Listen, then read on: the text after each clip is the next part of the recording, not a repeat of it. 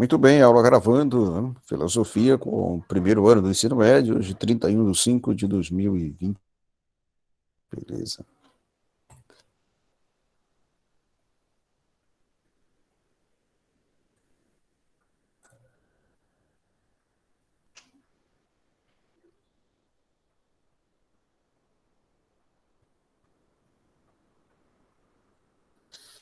Tô bem, vamos começar por filosofia. Ezequiel, garoto.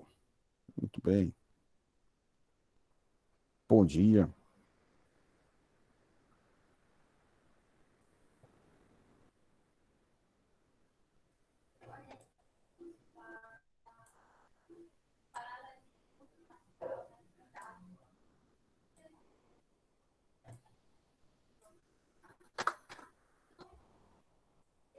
Tô bem, só um instante aqui que eu vou abrir o módulo. Peguemos o nosso módulo aí, por favor. Vamos começar por filosofia.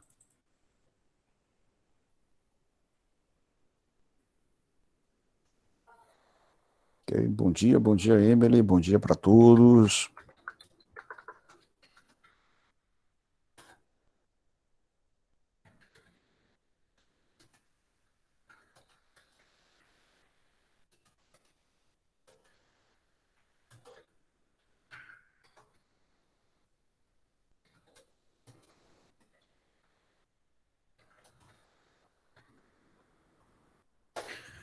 Aviso importante, os cadernos de atividades da segunda unidade. Os cadernos de atividades da segunda unidade estão disponíveis na plataforma do colégio. Alguém já verificou? Já deu uma olhadinha lá hoje? Já viu? Ok, Raíssa, bom dia. Beleza, já viram, né? Pronto, tranquilo. Então, primeiro ano. Passe essa informação para alguém que tenha faltado hoje, certo? Viram lá, né? Beleza. Observe o prazo também para responder. A coordenação está pedindo isso, tá certo? Isso é importante, né?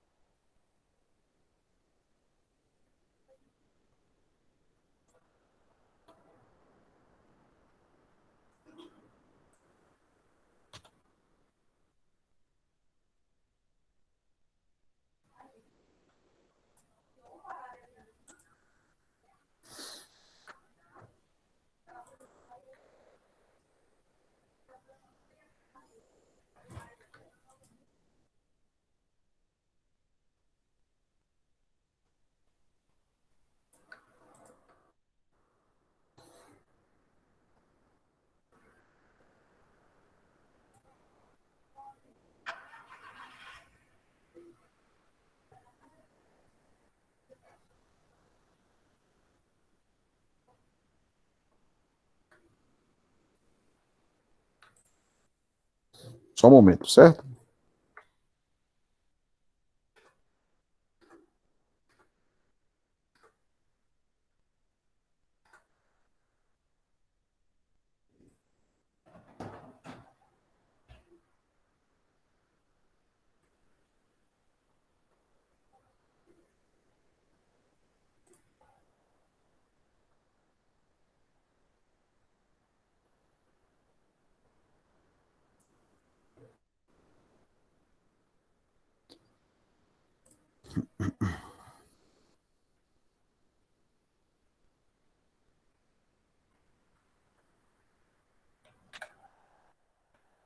Ezequiel, eu vou dar assunto, viu, Ezequiel? Vou dar assunto, porque logo, logo vocês vão responder a segunda avaliação, certo? Vou entrar no capítulo 4 agora, viu, gente? Sócrates. Nós já vimos tudo sobre o Devi e o ser, né? Vamos entrar agora no capítulo 4. Pegue um módulo aí de vocês, por favor.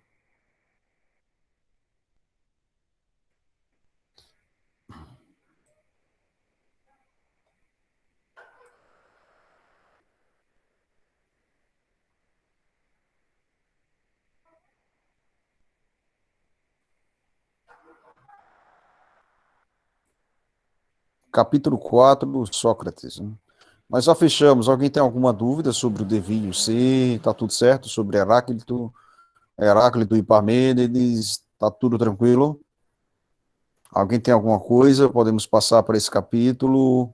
Digam aí para mim. Ficou tudo certo?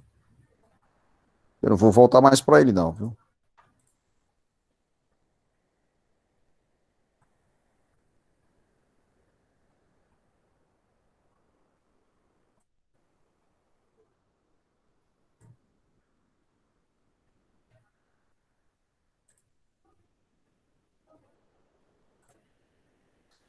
Bem, capítulo 4, Sócrates. Ok?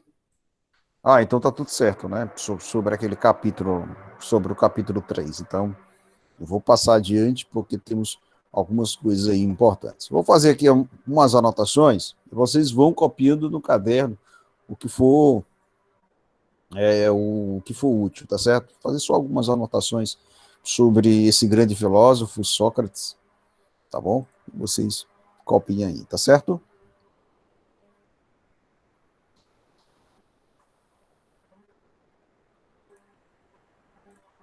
Qualquer coisa é só me chamar aqui, tá bom?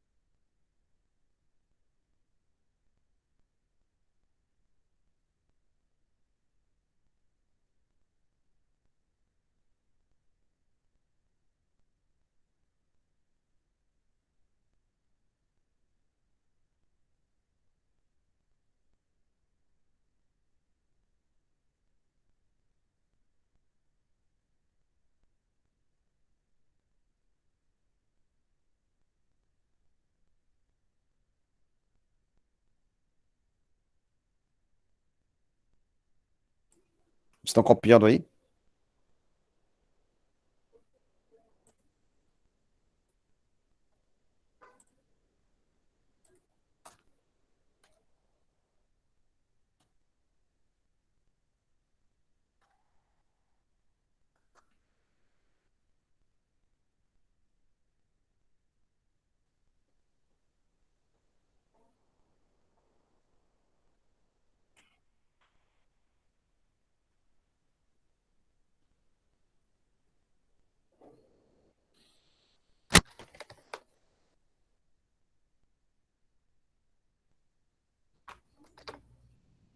Estão copiando? Tá dando para copiar? Que coisa me fala aí, tá? Pronto, beleza. Muito bem. Hoje eu vou somente partir disso.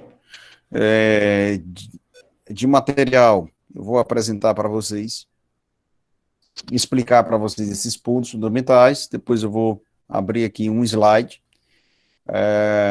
Como a aula está gravada, e vamos aproveitar esses materiais que nós temos. Depois a gente responde uma ou duas ou três questões sobre o Sócrates, tá certo? E aí na próxima aula eu vou entrar mesmo em dados do módulo, né, e também usando algumas coisas que serão faladas hoje, certo? Nada demais, tudo tranquilo, é um assunto muito simples. É muito bom se falar de Sócrates, principalmente nos tempos de hoje, né?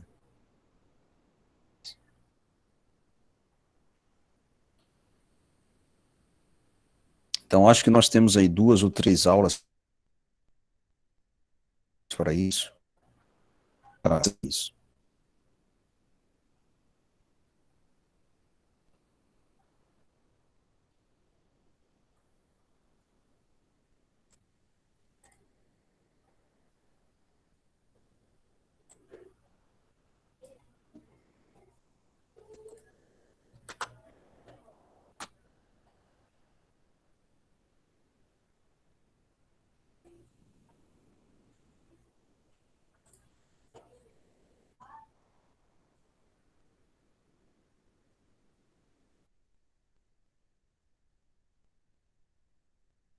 Quando terminar copiado, me fala aí, tá bom? Escreva no chat, professor, eu terminei, certo?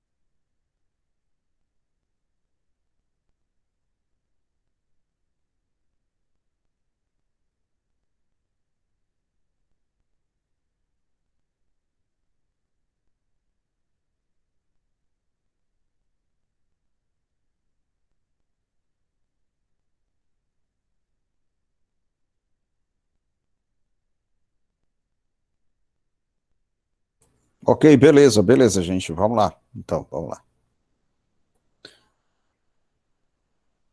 Estou aqui abrindo o PowerPoint, né? Vamos lá. Só um momento.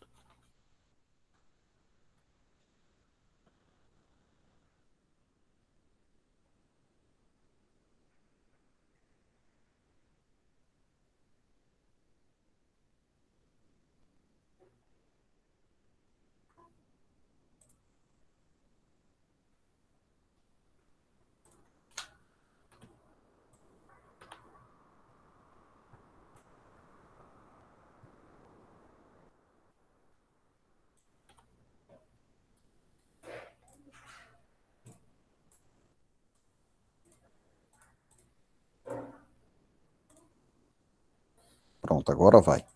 Ok. Sócrates, ele é conhecido como o pai da educação. Ele foi o mestre do grande filósofo Platão, mas digamos assim que ele teve alguns pontos semelhantes com a figura do próprio Cristo, né? Semelhantes a, digamos assim, antropológica ou semelhança de vida, né? Ele não deixou nenhuma escola filosófica propriamente dita, né, chegou assim e disse, olha, essa aqui será a minha escola filosófica, nós vamos tratar sobre assuntos de antropologia, vamos deixar de lado mitos e vamos focar na ciência, uma vez que filosofia e ciência, para o período pré-socrático, correspondiam à mesma coisa, propriamente dita, né? E ele também, ele não deixou nenhum documento escrito, tá? E quem falou sobre ele, professor? Foi Platão, né? Platão falou sobre Sócrates em algumas obras, em algumas obras. Ele acreditava na imortalidade da alma, mas na visão dele existia um daimônio, uma força interior que o guiava, o inspirava. O Sócrates ele chegou a ser soldado, né? Depois ele chegou a fazer parte da política aristocrática de Atenas, e ao final da vida, né, caminhava pelas ágoras, pelas praças públicas de Atenas, né, conversando com os jovens, né, usando uma manta branca, né, e muitas vezes descalço, né, parecendo até um doido, né, como assim se julgava, né, mas ele era muito inteligente, porque como ele acreditava na imortalidade da alma, para ele o maior conhecimento é, não era construir, por exemplo, é, bibliotecas, criar grandes fórmulas matemáticas, etc. O maior conhecimento para ele, acima de tudo, né, antes de entrar nessas ciências, era conhecer a si mesmo. Por isso que a máxima que ele aprendeu lá no oráculo de Delfos, né, era um oráculo pagão, né, um templo pagão, era a máxima da vida dele. Conhece-te a ti mesmo é o ponto de partida da filosofia de Sócrates. Aqui em Sócrates, nós não estamos observando, né, é, por exemplo, o cosmos em si, né? Ele não tem uma preocupação cosmológica a fim de observar a origem, a formação de todas as coisas, por meio da natureza, por meio do cosmos. A preocupação de Sócrates não foi com a cosmologia, mas sim com a antropologia, com o conhecimento interior ou interno do próprio ser humano. E aí ele nos apresentou o seu método, a ironia, né, o fingir que não sabe, né, e a maiêutica, conceber ideias a partir da interioridade, ideias prontas, elas não promovem o autoconhecimento de si mesmo. Vocês sabiam disso? Apenas você fica um papagaio. Então, na filosofia socrática, repetir conhecimentos, repetir saberes, com falar o que já foi falado, isso não era bem-vindo, né? Porque o ser humano, ele tinha que buscar saberes interiormente, dar respostas para o seu destino, para a sua vida, para a polis, né? A partir de uma força interior, né? Ou seja, deve-se pensar com os próprios. É isso que ele queria dizer. E foi a grande figura, né, o grande personagem do famoso mito da caverna de Platão, aquela figura que depois de muito tempo ali, observando as sombras como a verdade das verdades, né? Se nunca conheceu o mundo exterior, o mundo iluminado, o mundo é o mundo natural, ele se liberta das correntes, e sai da caverna, se depara com o sol causa uma cegueira temporária nele, porque ele nunca tinha conseguido atingir o sol. O sol significa a sabedoria eterna. Então, todo homem, na concepção de Sócrates, ele deve sair da sua caverna, ou seja, do seu mundo de sombras, de ignorância, de mentiras, e diversos outros problemas que cause alienação. O homem ele deve ser autêntico consigo mesmo, né? E essa autenticidade ela é buscada por meio de um autoconhecimento. Eu, é, colocar-se diante de si não é uma tarefa fácil, é muito complicada. É uma tarefa que muitas vezes se passa impossível. Você mesmo aí que está em casa, você, Ezequiel, todo mundo aí, vocês já tentaram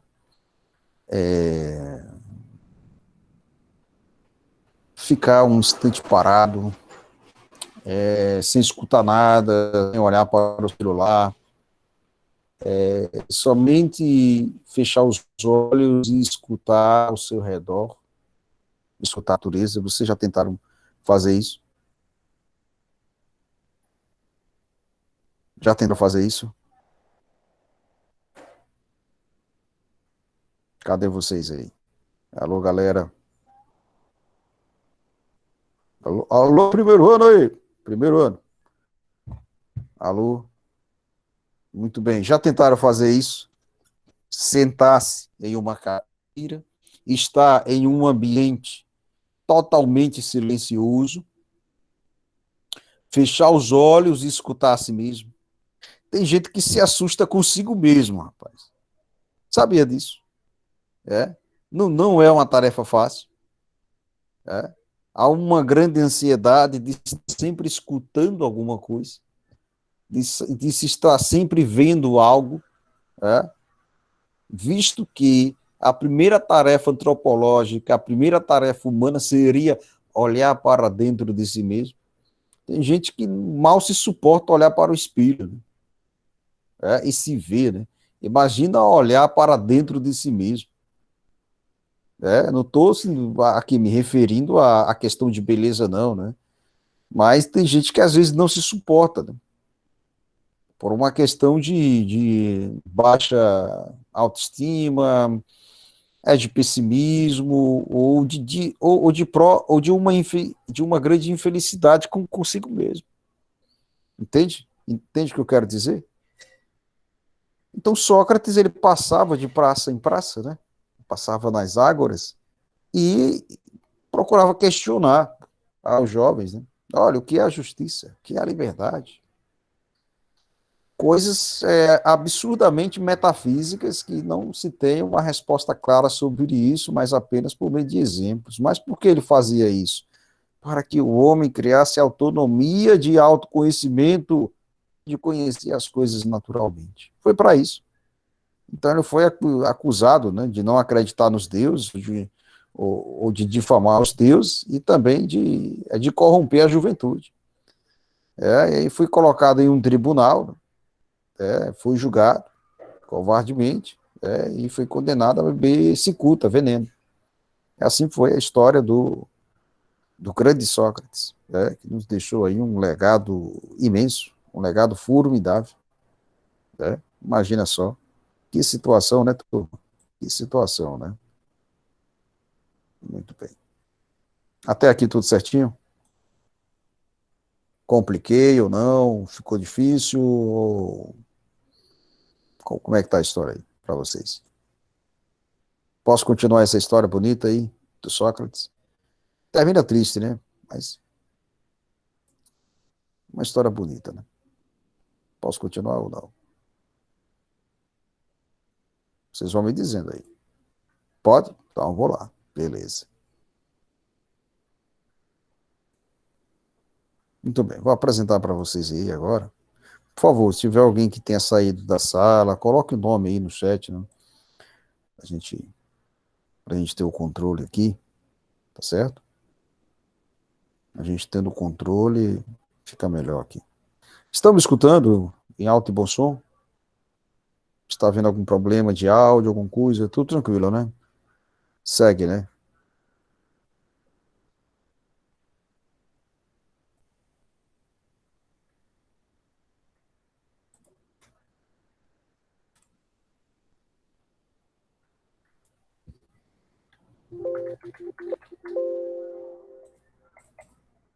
Só um momentinho aqui, peraí.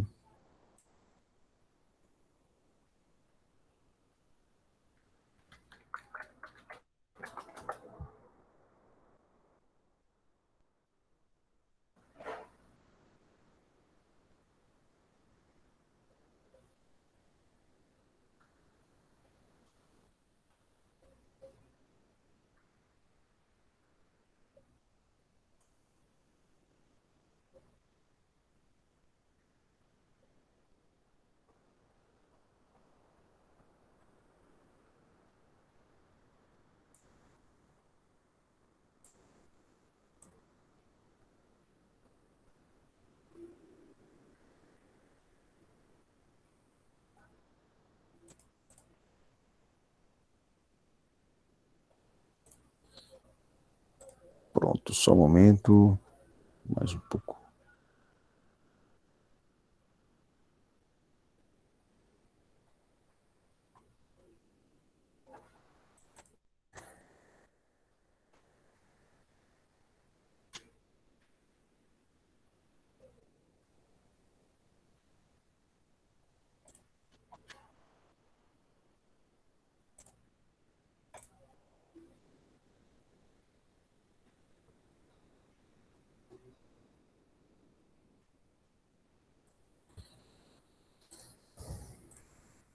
Muito bem, agora vai. Ok, Emily, estou aí agora. Beleza?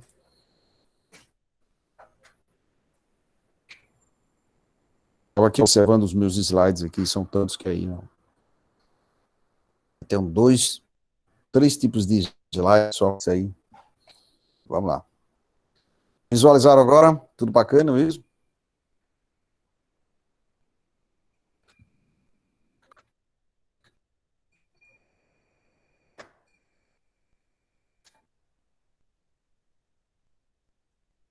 Pronto? Agora foi, né?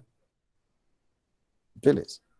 Sócrates, pai da filosofia clássica e da educação, nasceu em 469, né, quase 2.500 anos atrás, né, e faleceu estimativamente em 399 a.C.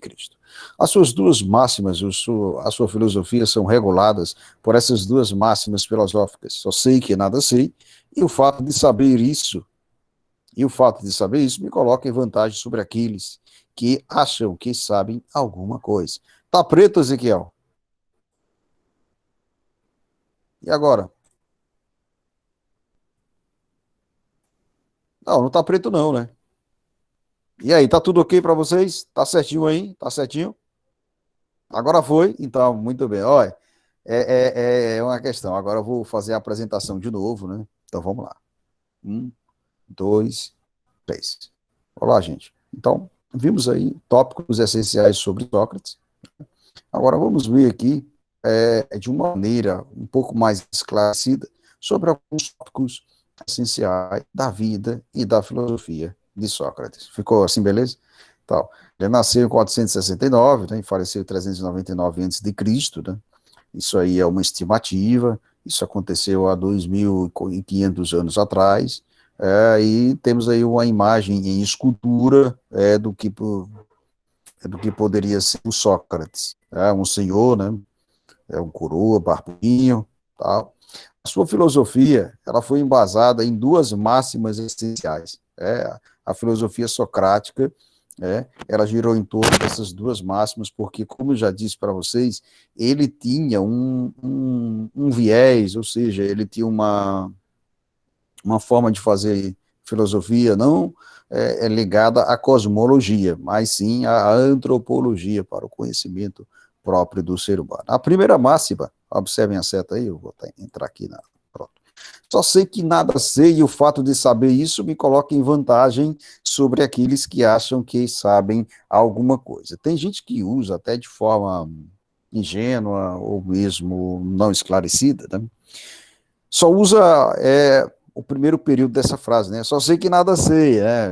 Eu já acostumei a escutar isso, eu já me acostumei a escutar isso em sala de aula, né? Quando o aluno diz, olha, só sei que nada sei, professor. Mas sendo que o cara verdadeiramente está ali com alguma dificuldade de aprender, ou está com preguiça, ou com sono, etc. Mas vamos completar a frase, né? Em resumo, significa assim, ó, só sei que nada sei daquilo que sei, né? Sócrates não era uma tábula rasa. Alguém desprovido de bagagem cultural, né? Ele sabia, ele tinha conhecimento, obviamente, né? Ele foi militar, ele foi político, ele estudou, ok? E foi mestre de Platão, olha só, olha a importância dele. Então, só sei que nada sei, o fato de saber isso, né, o fato de ter ideias prontas, de conhecimentos formulados, me coloca em vantagem sobre aqueles que acham que sabem alguma coisa. Quando ele diz essa frase aí, só sei que nada sei daquilo que sei, é, ele não está se colocando, ele não está desprezando os conhecimentos que ele já absorveu, tá? Conhecimentos sobre astronomia, matemática, sobre ética, etc., sobre mitos, sobre cosmologia. Não, ele está se colocando em uma posição de humildade. Ele está reconhecendo a própria ignorância, ele reconheceu, deixa eu anotar aqui para vocês, a própria ignorância, própria ignorância, porque fazendo isso, seria o ponto de partida, o ponto de partida para atingir a sabedoria, olha eu escrevendo aí, a sabedoria, por meio do autoconhecimento, tá? Por meio do autoconhecimento. E essa ignorância, a fim de atingir a fim de atingir a sabedoria, se dá por meio do autoconhecimento, né? Se dá por meio da sua segunda máxima, conhece-te a ti mesmo. Isso é importantíssimo para o ser humano galgar é, a luz, né? Galgar em direção à luz. Né? Seu tema principal foi a antropologia, de antropos, o homem, o ser humano, né? Mais logos, o pensamento, o estudo do pensamento humano, isso é o que significa a antropologia, né? E assim todos podem pensar racionalmente, né? Sócrates acreditava, né, que todo ser humano, uma vez dotado de razão, ele pode ser autônomo do próprio pensamento. Eu estou falando rapidamente, ou quer que eu fale mais despacito, ou pausadamente, ou de maneira mediana? Como é que vocês querem? Está dando para entender aí? Está dando para entender? Toda hora eu tenho que ficar perguntando, porque eu não quero que vocês levem grandes dúvidas para casa, né? Tudo certo até aqui? Tudo certinho? Alô, alô, alô, alô, beleza, muito bem. Ele era crítico da imortalidade da alma e do Deus interior, como eu já falei, o daimon, e sua filosofia busca a verdade. E ela só é conhecida e descoberta onde? No maior tesouro do ser humano, ou seja, no interior, no coração de cada um de nós, por meio do autoconhecimento. E ele dividia, ele diferenciava o conhecimento, observe a seta do mouse, o conhecimento, ele diferenciava esse saber, em conhecimento, episteme, e opinião doxa. Né? A opinião doxa é algo já pré-formulado, algo pré-estabelecido, algo pronto, e conhecimento de si, conhecimento interior, antropológico, é episteme, né? Busca do saber. E ele se utilizou não um texto dissertativo argumentativo, ou uma crônica, ou uma aventura, ou uma narrativa de aventura, não, ele se utilizou para conversar por meio propriamente do diálogo, né? Até seria uma redundância. O gênero diálogo, ele se utilizou bastante, e não deixou nada escrito, obviamente. As suas máximas, acima de tudo, elas vão revelar que a cada conhecimento que surge, nasce uma nova ignorância. Imagina que eu perguntar aqui a meu amigo Ezequiel, Ezequiel, o que é um buraco negro?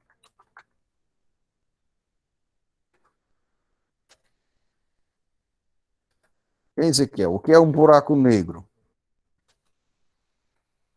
O que é um espírito? Essa pergunta vale para todos, hein, turma? Vamos lá.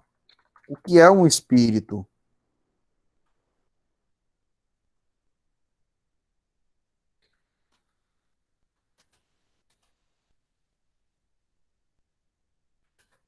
O que é um espírito, uma alma fora do corpo? É buraco negro, buraco sem fundo. Bom, Ezequiel, Steve Hawking, ele apenas.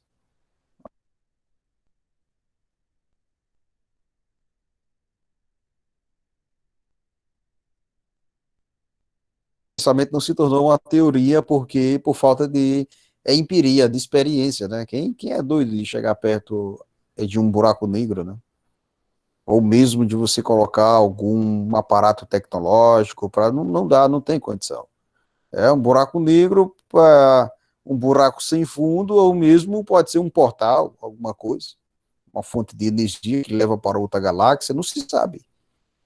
Essas são coisas complicadas. Claro que Sócrates, vamos lembrar aqui, gente, Sócrates não viveu a contemporaneidade, nem viu o homem chegar à Lua, etc. Tô aqui ampliando, estou ampliando o método, como é que chama? Formas de perguntar como Sócrates perguntava, né? O que significa um espírito, uma alma fora do corpo, né? Não se sabe. O que é liberdade, né? Todo mundo tem um conceito, né? O que é liberdade? Eles vão me dizer, bom, liberdade, professor, é estar em casa, dormindo, soltando pum, tomando suco de laranja, assistindo ao jogo, etc. O que é liberdade? É? São questões, né? São questões, beleza? Então, Sócrates, e ele foi com isso, né? Ao dizer que o que tinha só era conhecimento de biblioteca mesmo, né? Me entende? É. Eu mesmo tenho aqui uma linha de estudo, tenho meu currículo, tudo tal, mas eu não sei te responder essas coisas, né? Teve uma vez um aluno me perguntou, professor, o que é um fantasma? Eu digo, vixe, Maria, não sei. É o fantasma da ópera, o que é? É o fantasma do filme, não sei. O que é a essência dele, não sei. Né? Você não pode dizer, né? Você não tem indícios da essência de um espírito, né? Vamos chegar aí uma questão aqui, ó, bem mais fácil. O que é a mente? O que é a mente humana, né? O que é a mente? Aí você vai me dizer, professor, é uma ideia ou é um conjunto de ideias. Só sei isso, professor. Bom, mas o que é uma ideia? É? Ideia não se vê, não se pega, não se cheira, não é verdade? São questões, gente. São questões. Vamos lá. O método socrático, né, que é dialético, é um diálogo racional, baseado em perguntas e respostas em debate, e ele se utilizou muito disso nas ágoras públicas. Ele tem como fonte os diálogos socráticos, que foi um livro feito por Platão, e que Platão ele conta a história de Sócrates. Né? E ela é dividida da seguinte forma: primeiro, a exortação, né? Convida-se o interlocutor a apresentar sua definição sobre algum tema, como beleza ou coragem, e segundo, a indagação ou a interrogação, que tem a seguinte subdivisão, né? A ironia, que é a arte de fazer perguntas, levando o interlocutor a se contradizer, para que descubra seu conhecimento, que seu conhecimento é limitado, é fraco e reconheça sua própria ignorância.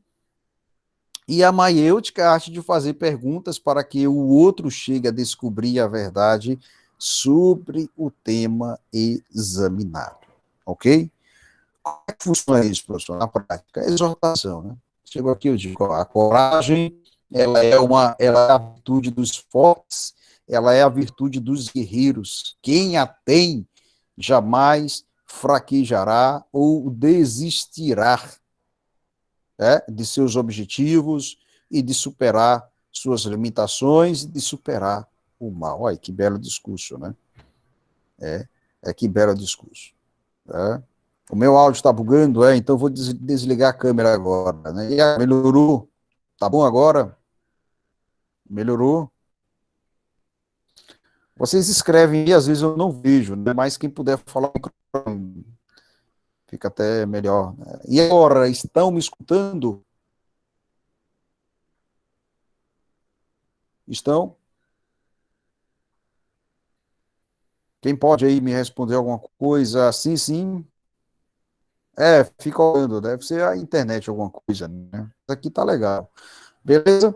Então, isso se dá da seguinte forma, né? Apresenta-se a coragem, como eu já falei, como uma grande virtude, virtude dos guerreiros, e aí entra-se com a ironia, começa a se fazer perguntas sobre o que é a coragem, né? Como é a essência da coragem. E aí o interlocutor, né? A pessoa essa pergunta, né, começa a citar exemplos de coragem, né?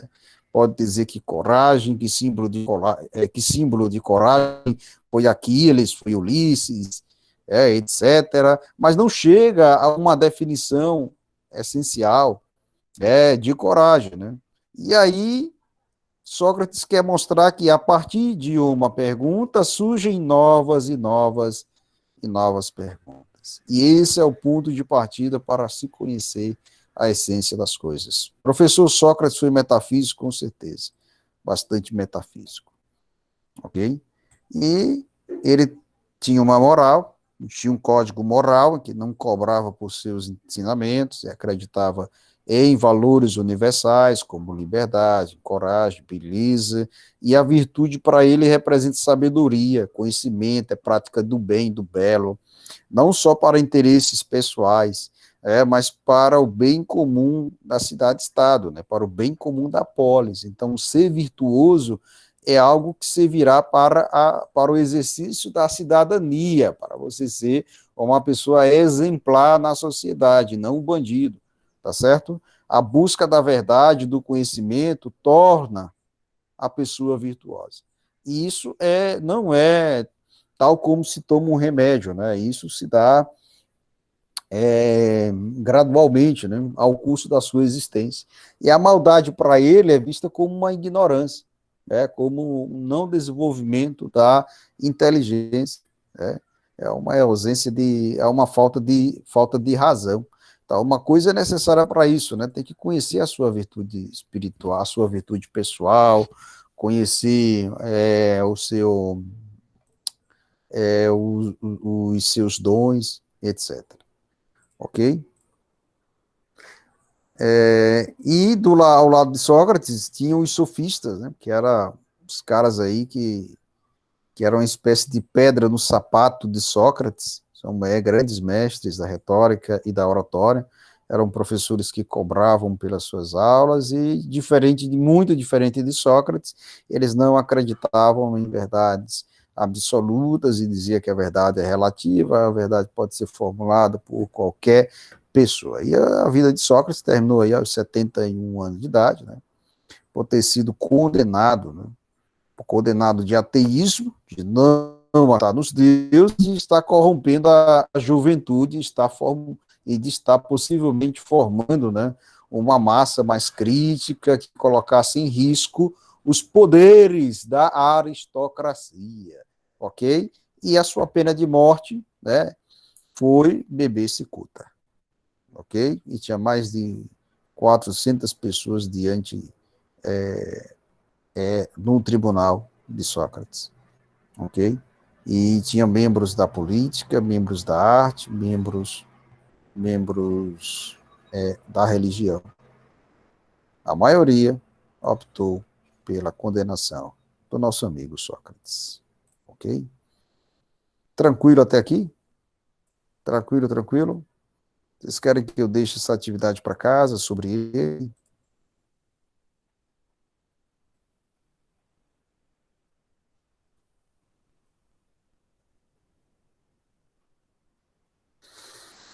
Tranquilo é assim.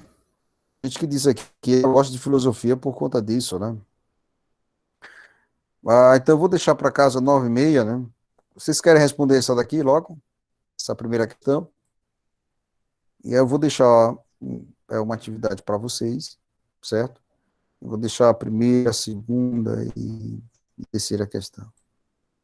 Lembrando que Sócrates era a favor da democracia, né?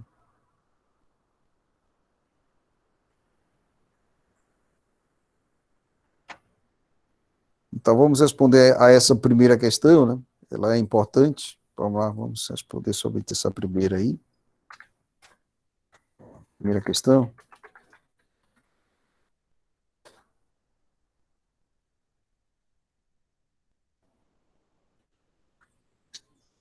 Sim, sim, Ezequiel, exatamente. É, né? Sofia quer dizer aquele que engana, né? Mas existe um preconceito muito grande aí com os sofistas, né? Eu tenho um professor que ele é doutor em Góes, que foi um grande sofista. É. Eu acho que os sofistas levaram a grande má fama ao longo da história. Né? Eles eram professores, cobravam pelo ensinamento, né? É visto como sábios, etc., mas também visto como enganadores. Por que enganadores? Porque eles não acreditavam em uma verdade universal, e além de serem também pessoas muito sábias, eruditas, que andavam de canto em canto, né? Eles eram professores retirantes, ok? Respondam aí a primeira. Respondi a sua pergunta, Ezequiel.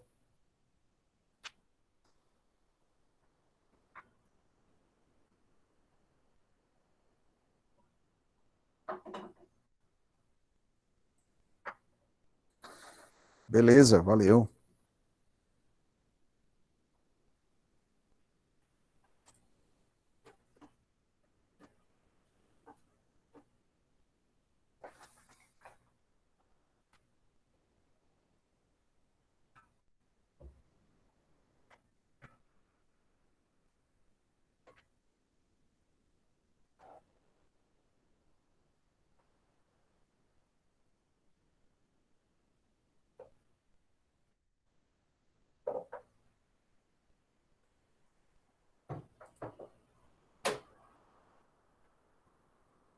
Eu vou deixar a atividade de casa daqui a pouquinho, e também eu vou pedir para vocês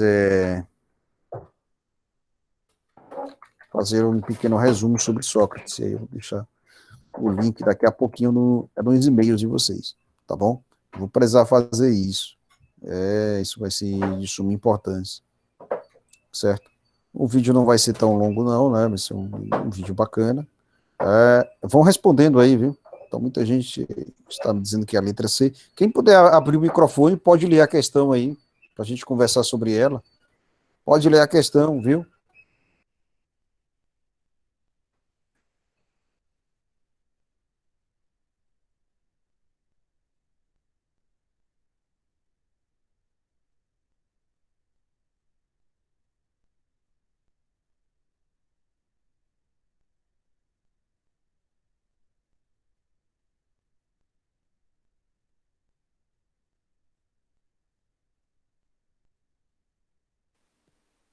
Manuel,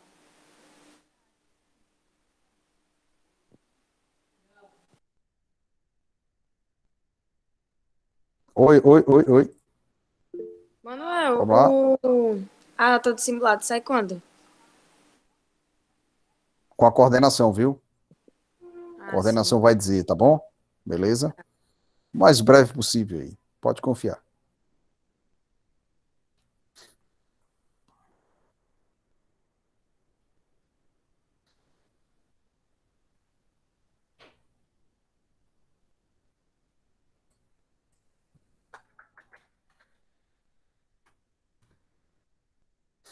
Vocês querem um vídeo de quantos minutos aí? De 1 hora e 30 minutos sobre Sócrates? Como é? Digam aí. Vocês querem que eu passe o filme dele aí para vocês? É, dura 2 dias, viu? Para vocês assistirem o filme de Sócrates. Vocês querem?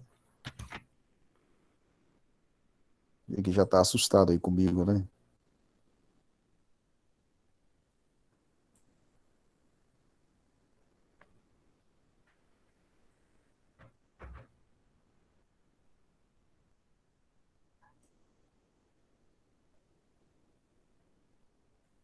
Álcool de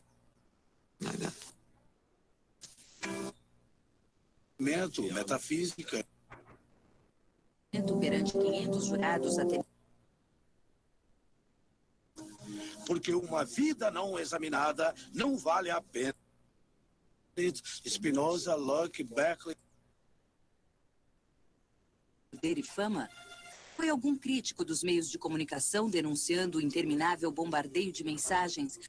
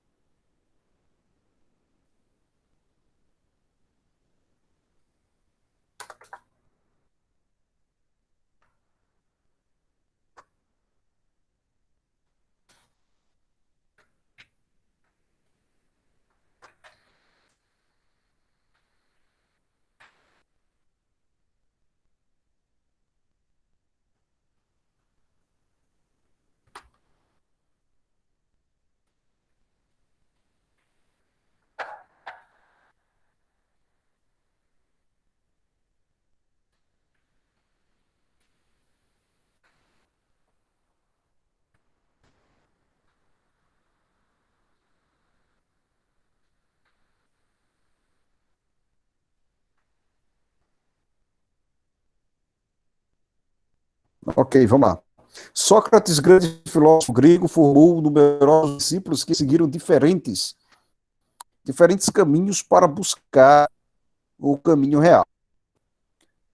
A grande preocupação socrática era, vamos lá, letra A, interpretar o mundo como sendo espiritual e organizado segundo uma moral em verdadeiros conceitos imutáveis. Letra B, compreender as causas primeiras e os fins últimos de todas as coisas, pois só se pode dizer que se conhece alguma coisa quando se conhece sua causa primeira. Aqui Sócrates não foi praticamente um cosmólogo, né? Não foi a cosmologia. E letra C, o autoconhecimento que poderia ser obtido por meio da ironia e da maiêutica, métodos que consistia em fazer indagação, fingindo ignorância para despertar no interlocutor o conhecimento latente, é a resposta correta. Letra C, tá certo? A agenda eu vou colocar para vocês daqui a pouquinho, tá certo? Beleza? Emily, quer falar alguma coisa? A nossa aula de filosofia já está encerrada, tá certo? Então, vou deixar para vocês a agenda daqui a pouquinho por e-mail.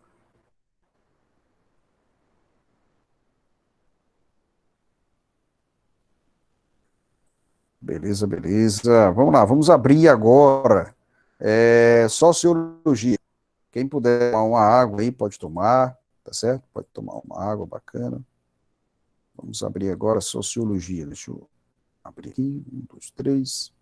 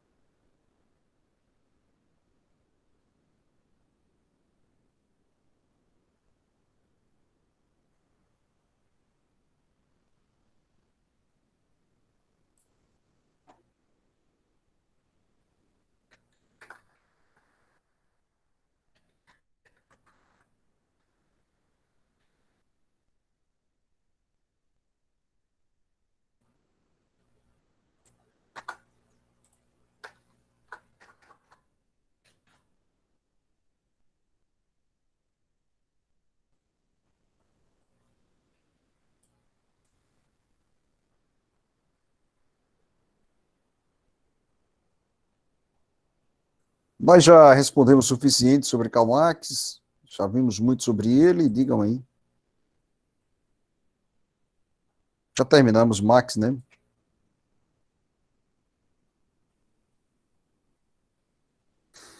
Mas vamos só responder duas questões dele, tá certo?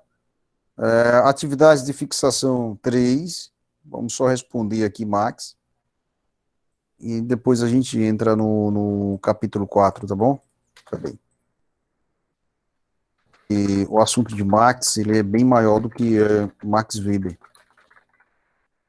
Então, geralmente na minha prova, é mais assunto de Max, né?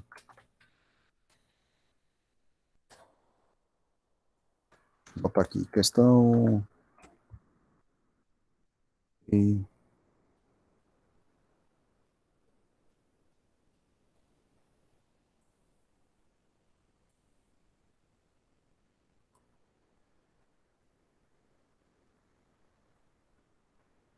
Vamos responder a questão 5 e a questão 6, atividades 3. Deixa eu colocar aqui para vocês.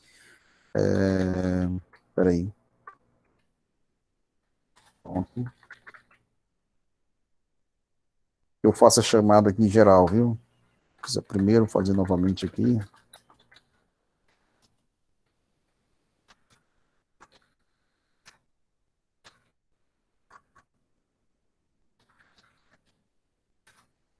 Vamos responder a questão 5 e vamos responder a questão 6. Ainda sobre Max, depois a gente entra no capítulo 4, tá certo? Júlia Fontes, esse gatinho é seu, é? Hein?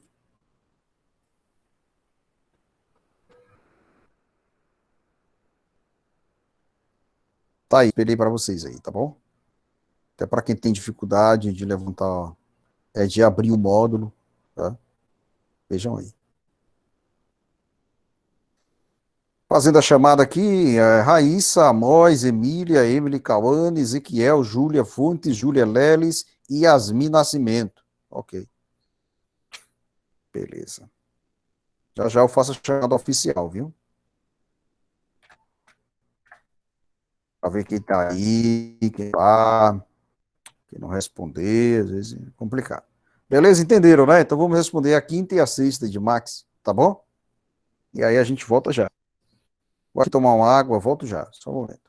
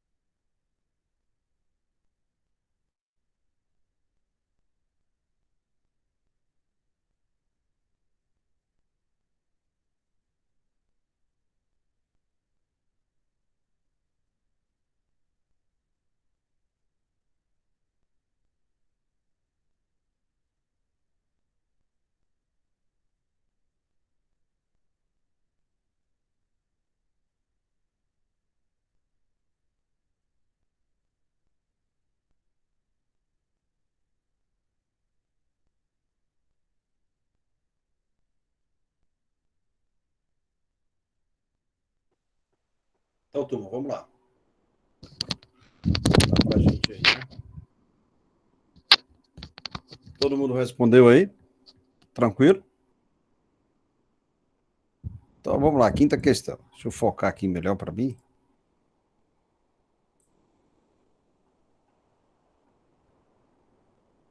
Aí a gente já entra em Max Weber. Estamos seguros aí, hoje sim. Vamos ver assuntos, viu?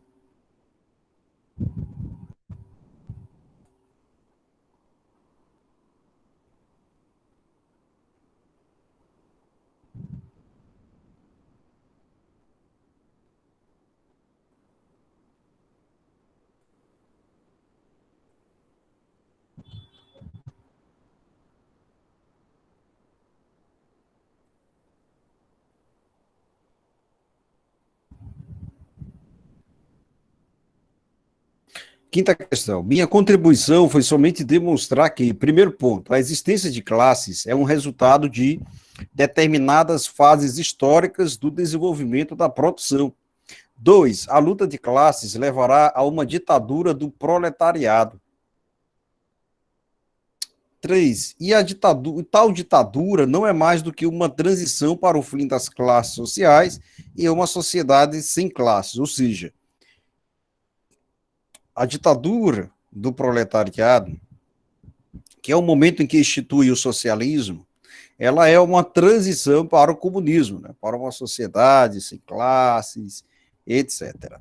Assim escreveu Karl Marx em carta a Joseph Weidmann. Para Marx, a ditadura do proletariado é um período de transição, né, para alcançar a meta de uma sociedade sem classes. Esse processo se daria a partir do quê, propriamente dito? Se daria a partir do quê? Vamos lá.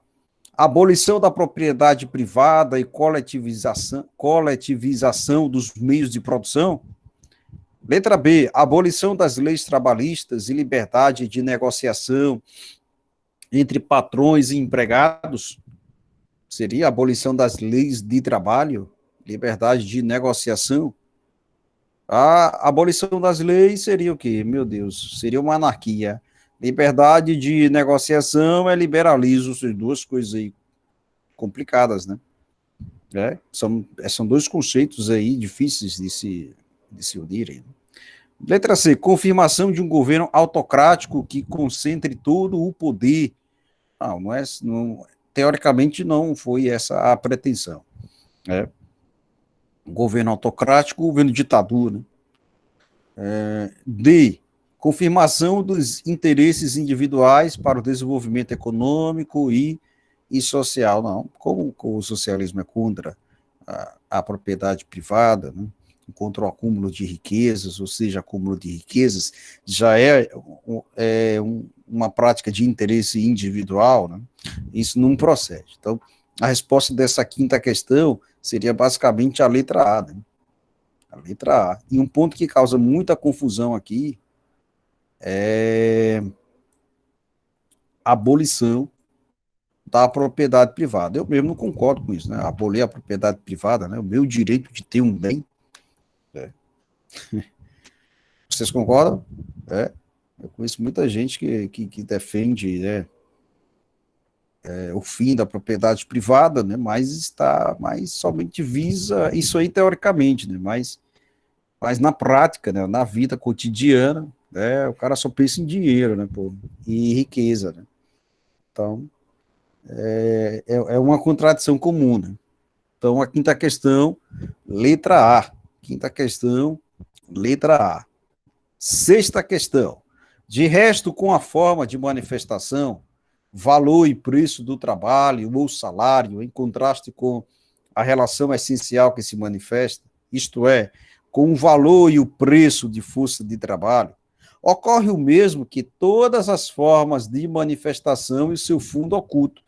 As primeiras se reproduzem de modo imediatamente espontâneo, como formas comuns e correntes de pensamento, e o segundo tem de ser primeiramente descoberto pela ciência.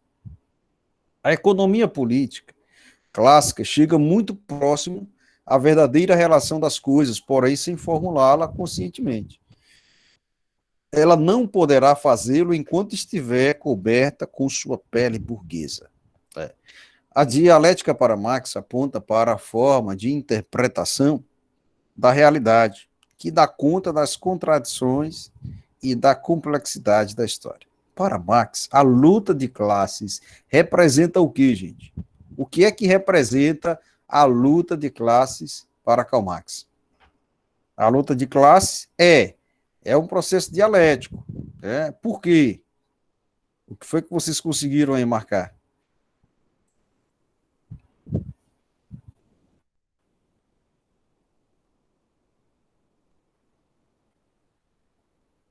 O que é processo dialético? Vamos lá entender. Deixa eu abrir aqui, ó.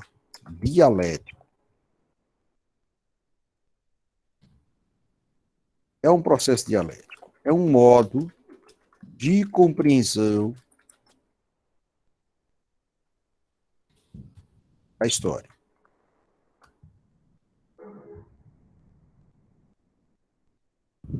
É um modo de compreensão da história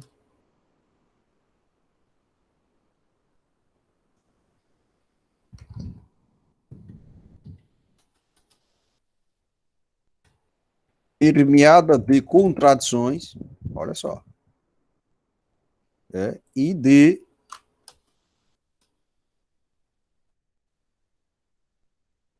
complexidades. Ele viu, por meio da dialética, né, uma dialética materialista, histórica,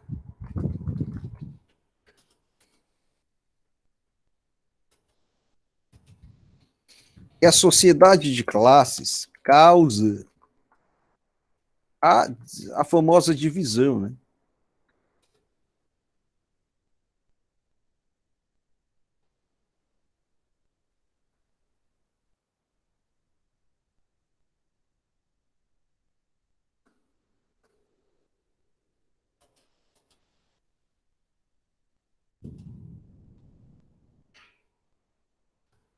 Entre elite e classe pobre, né? Entre oprimidos, entre opressores, versus oprimidos. Beleza? O que é que ele diz aí? A luta de classes é um processo dialético. Por quê? Porque é um processo dialético. Visa entender o quê? Vamos lá. Letra A, dialoga com diversos atores sociais para a construção de um consenso. Letra B, possui uma contradição entre o que é dito e o que é feito. Letra C, possui contradições presentes no modo de produção que constroem a própria realidade. Possui contradições no modo de produção. Sim, né? A letra C, né? Letra D. Espera aí, baguncei aqui o negócio.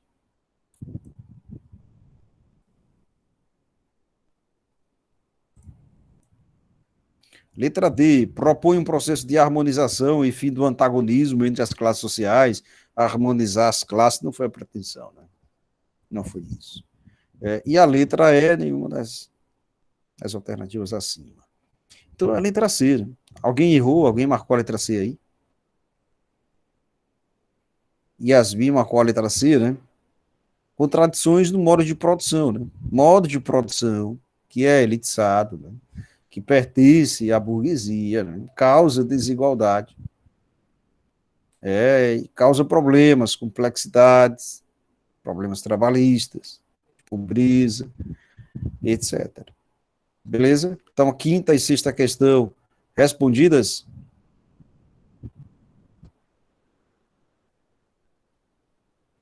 Respondidas aí, turma. Beleza, beleza? Tranquilo? Vamos para Max Weber agora. Vamos lá. Vamos para Max Weber. Descendo aqui. Muito bem. Quem é Max Weber? Bom, Max Weber foi mais um mas um sociólogo alemão, que fundou a chamada sociologia compreensiva. Na próxima aula eu vou colocar alguns tópicos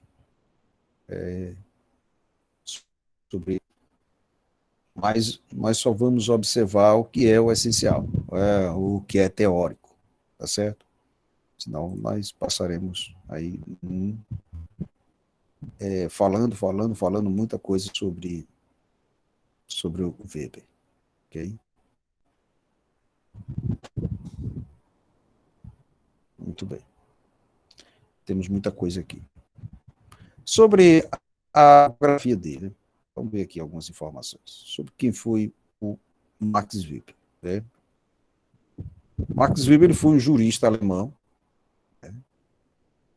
E economista, sociólogo, filho de uma família burguesa, né? E ele foi criado em um ambiente em que a religião protestante cristã era muito forte, e por isso que ele despertou o gosto para trabalho e também para estudo. Ele viveu em uma Alemanha que não era unida, propriamente dita. E, ao cursar direito, ele aprofundou seus conhecimentos em justiça, em leis, e depois ele aprofundou seus conhecimentos em economia e teologia. Então, pensemos assim, um cara que domina direito, teologia e economia, sendo doutor em direito e professor, ele estudou o seu cenário político e ele estudou sobre uma sociedade que era extremamente vinculada ao capitalismo. E a sua principal obra chama-se Ética Protestante e o Espírito do Capitalismo. Quando ele conheceu os Estados Unidos, lá no finalzinho do século XIX, ele passou por algumas dificuldades de encontrar trabalho, passou por forte depressão. Apesar disso, ele conheceu um ambiente que era muito desenvolvido, por conta da Revolução Industrial. Então, empresas têxteis, a primeira indústria automobilística, projetos de urbanização, foram coisas que foram aparecendo fortemente nesse período. E aí o Max Weber, ele sentiu uma grande necessidade de entender uma sociedade que é ao mesmo tempo conservadora e é ao mesmo tempo capitalista. E aí ele escreveu a Ética Protestante e o Espírito do Capitalismo, diferente de uma visão marxista, porque ele queria observar que o capitalismo ele promovia uma vida social mais racionalizada. E pelo capitalismo você teria a oportunidade de prosperar e de gerar dinheiro, né? Desde que você tivesse uma vida regrada. Ele acreditava que, professor, então, diferente de Marx, ele disse que o capitalismo era algo positivo, sim, considerava o capitalismo como um ideal, né? Como um ideal de vida, como um sistema prático, né? Em que qualquer pessoa se devotasse a trabalhar bastante, um dia, com honestidade, conseguiria enriquecer e obter patrimônio. Foi assim o que pensou propriamente o Max Weber.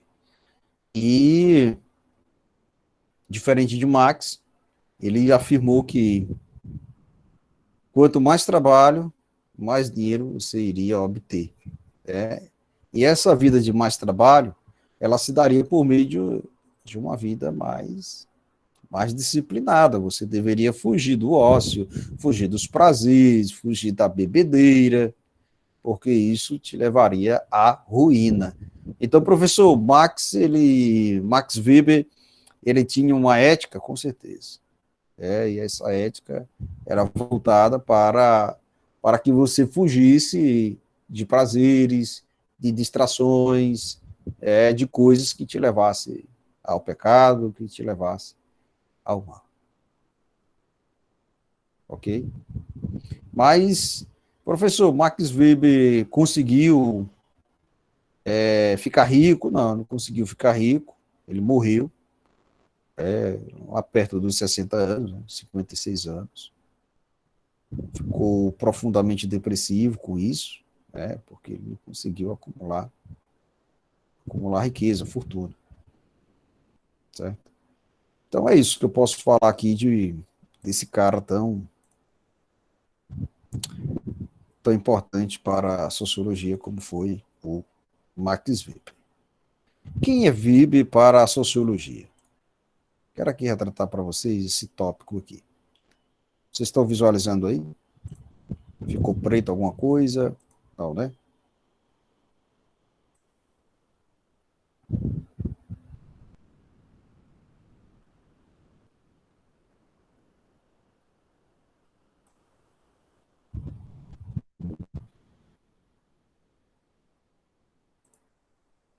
Tranquilo?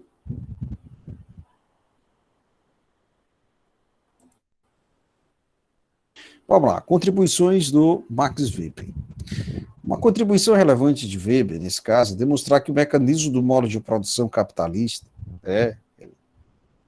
no Ocidente europeu, contou com a existência em alguns países de um conjunto de valores de fundo religioso, que ajudou a criar, entre certos indivíduos, predisposições morais e motivações para se envolverem na produção e no comércio de tipo capitalista. Na crença dos calvinistas, os homens já nasceriam predestinados à salvação ou ao inferno, embora não pudessem ser exatamente seu destino particular. Assim sendo, e para fugir da acusação de pecadores e desmerecedores do melhor destino, dedicavam-se a glorificar a Deus por meio do trabalho.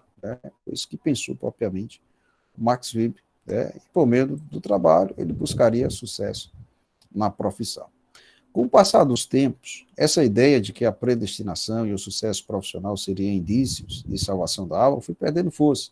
Mas o interessante é que a ética estimuladora do trabalho disciplinado e da busca do sucesso nos negócios ganhou certa autonomia e continuou a existir, independentemente da motivação religiosa. Para Weber, ser capitalista é sinônimo de ser disciplinado, ok?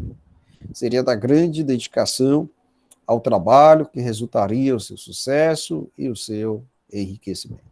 Mas por que os católicos e outras religiões orientais não tiveram parte nesta construção capitalista, analisada por Weber? Porque a ética católica privilegiava o discurso da pobreza, do desapego, reprovando a pura busca do lucro, da usura, e não viu o sucesso no trabalho como indícios de salvação, nem como forma de glorificar a Deus, como faziam os calvinistas. Então, ele tinha uma linha calvinista, né, inspirada na teologia da prosperidade. Ok? Assim sendo, sem motivos divinos para dedicar-se tanto ao trabalho, não fizeram parte da sua lista weberiana dos primeiros capitalistas. Né?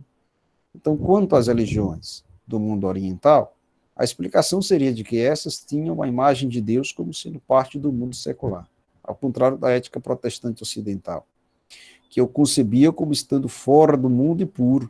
Assim sendo, os orientais valorizavam o mundo, pois Deus estaria dele. O budismo, o confucionismo são exemplos do que falamos. E a ideia, daí a ideia, e a prática de não se viver apenas para o trabalho, mas sim de poder aproveitar tudo que se ganha pelo trabalho com as coisas desta vida. O Weber, ele demonstrava um certo pessimismo, né? Não conseguia encontrar saída para os problemas culturais que nele surgiam, assim como para a prisão na qual o homem se encontrava por causa do sistema capitalista. Então, o que a gente pode ver de Weber aí, né? Olha só, Max Weber. Colocar aí vocês.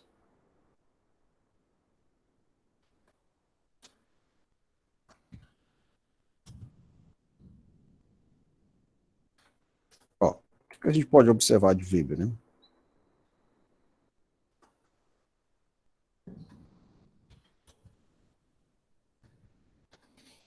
Ética protestante, espírito capitalista, né?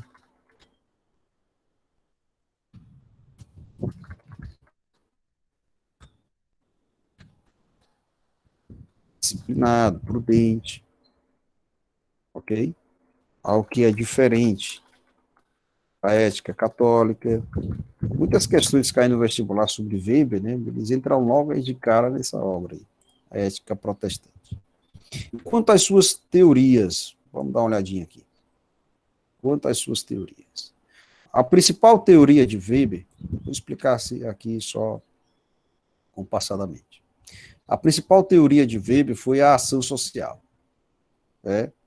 Ação social, racionalização e, tipos ideais. Né? Tipos ideias. Max Weber foi um dos grandes autores do seu tempo, né? E ele, com certeza, ele está ao lado de outros grandes sociólogos, como Max Weber, como o Emile Durkheim, como Karl Marx. E ele, o que foi que ele tentou compreender? Ele tentou compreender as mudanças, né, que as grandes cidades viviam no período da Revolução Industrial. E ele identificou grandes pontos para entender, né, tendo como ponto de partida, isso que eu vou agora grifar, ação social. Ok? O ser humano, ele se movimenta por meio de ação social. A sociedade, ela deve ser entendida por meio de ação, ação, ação social. Ok? Tranquilo aí?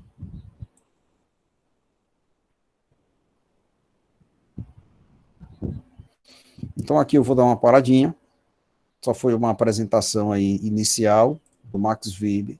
Essa parte de ação social eu vou deixar para a próxima aula. Nós vamos entrar de cara nisso. Ok? Temos muita coisa e aí eu termino Weber. Vamos tentar agora com base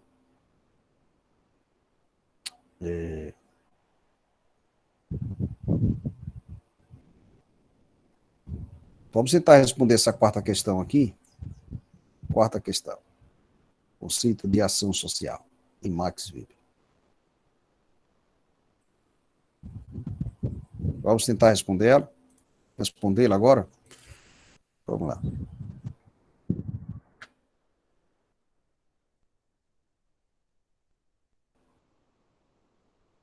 E aí eu vou deixar uma atividade para vocês, certo?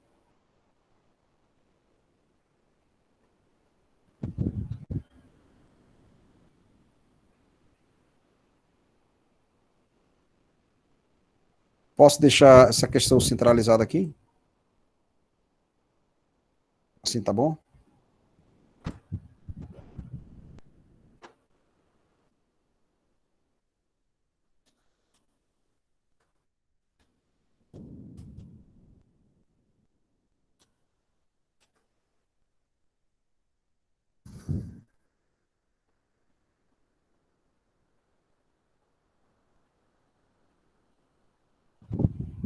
Primeiro ano, tudo certo?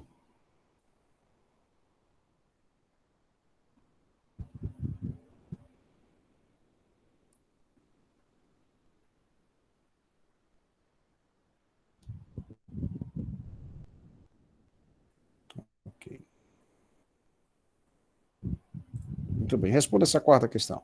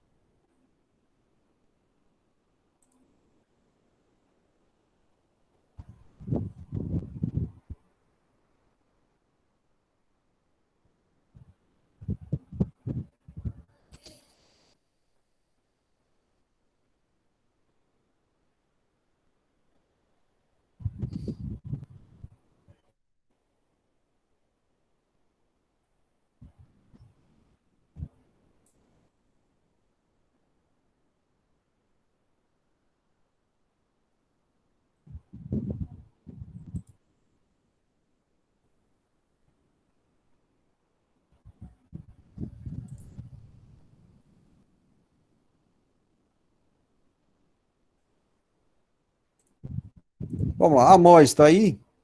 Emília Gabriela, tá? Emília Gabriela. Emily, Ezequiel. Gabriela de Fátima. Gabriela de Fátima veio? Não, né? Júlia Costa. Júlia Costa. Júlia Fontes e Leles está, né?